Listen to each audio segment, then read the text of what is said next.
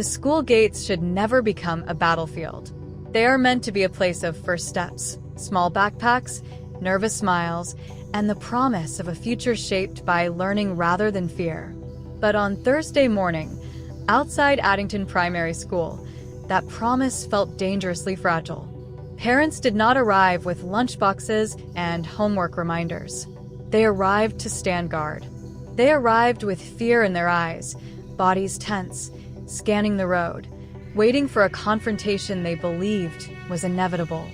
Foreign national parents gathered early, forming an informal shield around the school, convinced that members of the anti-immigrant group March would return to forcibly remove their children. For them, this was not paranoia. It was a memory replaying itself. Just days earlier, the group had descended on the school, accusing it of favoring pupils from foreign national families.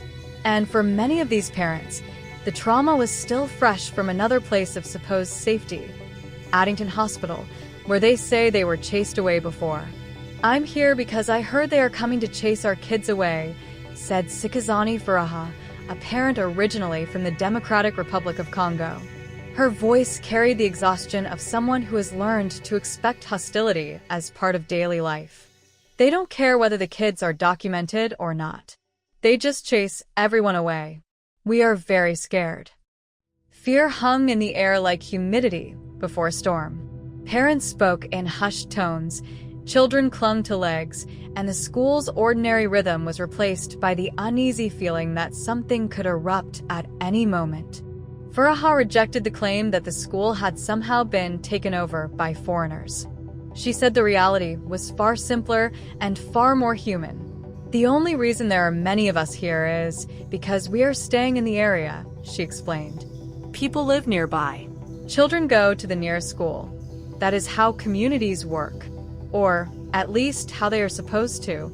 Another parent, Oscar Numabo, echoed the same fear, standing firm not as a protester, but as a protector.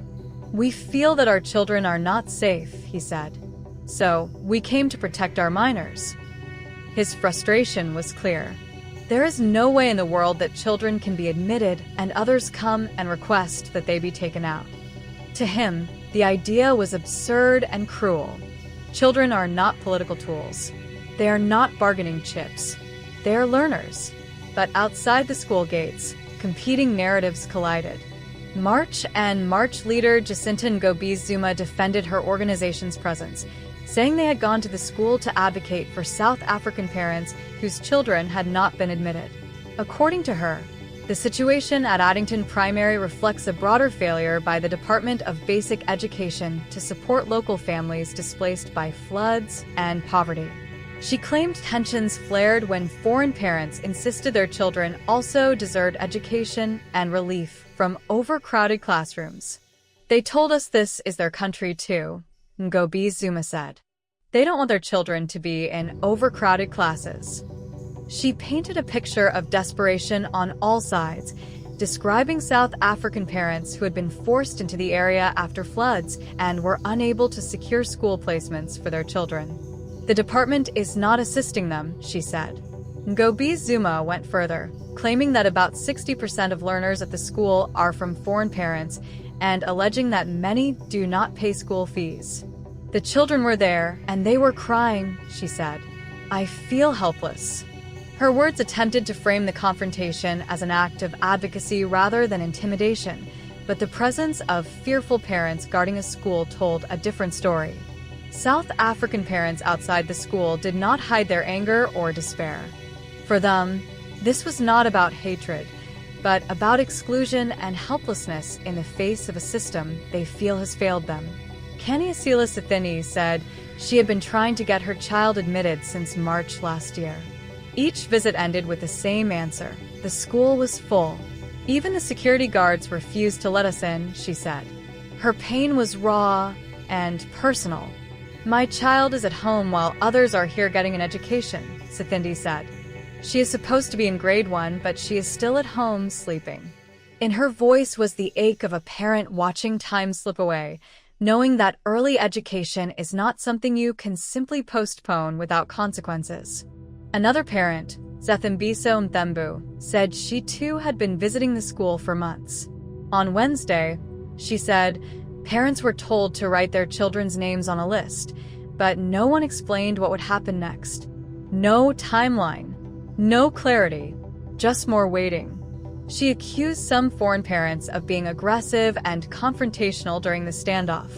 They waved money at our faces, saying, "Money talks because they know that we're poor," she claimed. This is really hurtful. We have no idea what to do. These accusations, painful and inflammatory, added another layer to an already volatile situation. On one side, foreign parents who feel hunted, targeted, and stripped of dignity. On the other, South African parents who feel locked out of opportunity in their own communities, watching their children fall behind while bureaucracy drags on. Between them stands a school, its teachers and administrators trapped in the crossfire of a national crisis. And looming over it all is the law. The Department of Basic Education has been clear, even if the reality on the ground is anything but. The right to basic education, the department insists, is protected and cannot be withheld because of missing documentation. Citing the South African Schools Act, as amended by the Bella Act of 2024, the DBA reminded the public that public schools are legally obliged to admit learners and provide education without discrimination. Section 5(1) of the Act is explicit. A public school must admit learners and serve their educational requirements without unfairly discriminating in any way. The department went further, reinforcing that schools are not permitted to exclude learners while awaiting documentation. Children must be allowed to attend school even if required papers have not yet been provided. On paper, the law is unambiguous.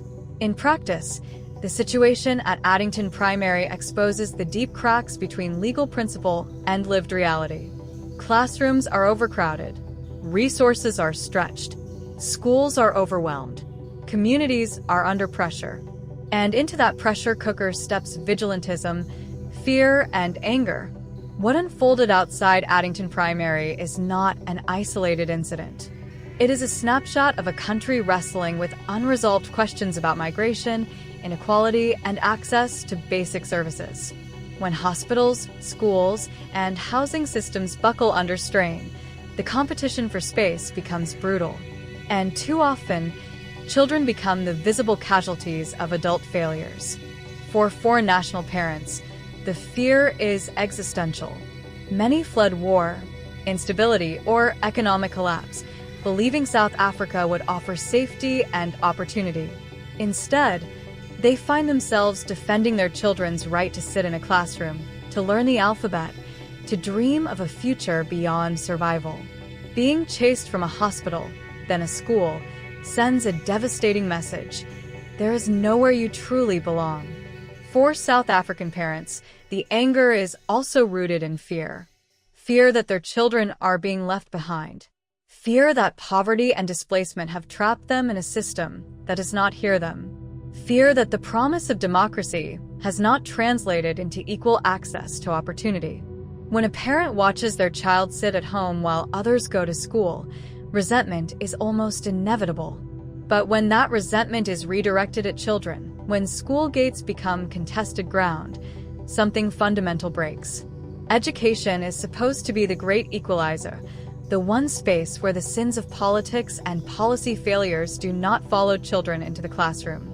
Yet at Addington Primary, those failures stood right at the entrance, embodied in anxious parents, raised voices, and the threat of confrontation. The irony is cruel. Both sides are right about one thing. Children deserve an education. They deserve safety. They deserve dignity. The law agrees with them. But the system has failed to create conditions where those rights can be realized without conflict. As the morning wore on, there was no dramatic clash, no eruption of violence.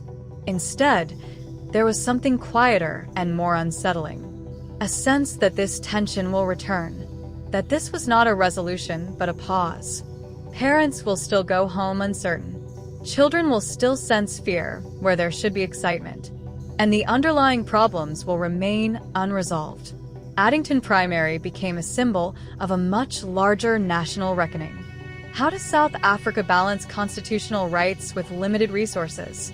How does it address migration humanely without ignoring the desperation of its own citizens? And how does it stop children from becoming targets in battles they did not choose? Until those questions are answered with honesty and urgency, scenes like this will continue to play out. Parents will stand guard where teachers should stand. Fear will replace trust. And the simple act of going to school will remain, for some children, an act of courage rather than routine. In the end, the most haunting image is not of protest or accusation, but of parents, all of them, doing what parents everywhere do when systems fail. They show up. They stand their ground. They try, in the only ways they know how, to protect their children. The tragedy is that they're being forced to do it against each other, outside a school that should have been a place of refuge, not resistance.